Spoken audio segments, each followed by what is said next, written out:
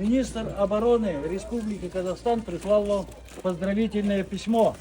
В этот прекрасный день желаем вам здоровья, счастья, семейного благополучия. Пусть впереди будет только светлый путь, наполненный уважением и благодарностью. С уважением, генерал-лейтенант авиации Касанов. Спасибо. Ну что мне им пожелать? Мне самое лучшее им пожелать надо. Чтобы Родина, чтобы была блестела, чтобы им хорошо жить хотелось.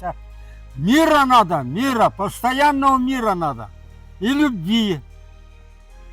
Молодец!